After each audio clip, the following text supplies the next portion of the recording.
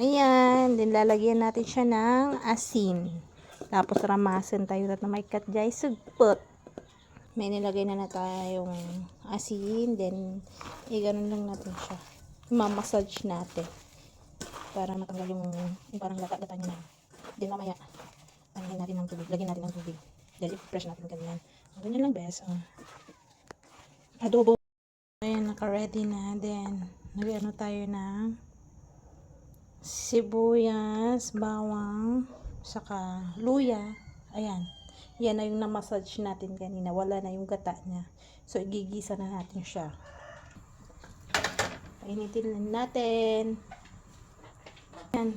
Oh. Halo-halo na yan. Luya, bawang, at sibuyas. Igigisa lang natin hanggang sa mag-brown.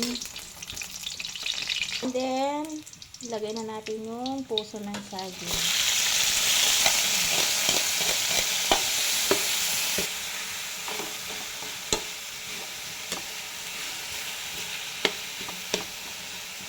Sarap nito, promise.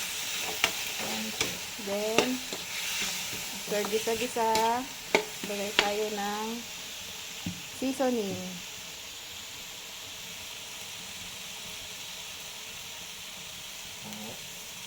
Then, just syrup.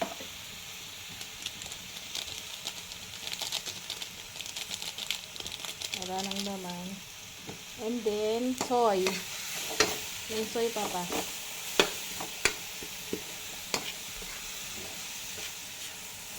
Ngayon, gumagalaw-galaw talaga yun talaga. Lagyan mo ng soy. Ang laki ng soy. O, tama na, bes.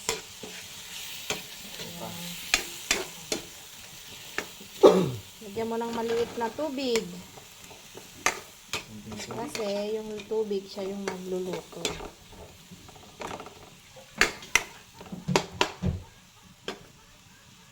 Ups. O, sige pa. Ups. Bes. Hintay lang natin siyang maluto. Ganyan lang. Medyo malapit ng maluto. Medyo anuhin lang natin yung sabaw. Medyo mag-dry. Lalagyan natin siya ng suka. Kaunti lang. Para hindi masyadong maasim. Balance lang yan sa doon sa soy na nilagay natin. Hindi ko siya lalagyan ng sugar kasi hindi ako mahilig sa matamis. Gusto ko kasi yung medyo may asim-asim. So, hanggang ma-dry na yan, luto na yan. So, yan lang. Thank you for watching. Bye-bye!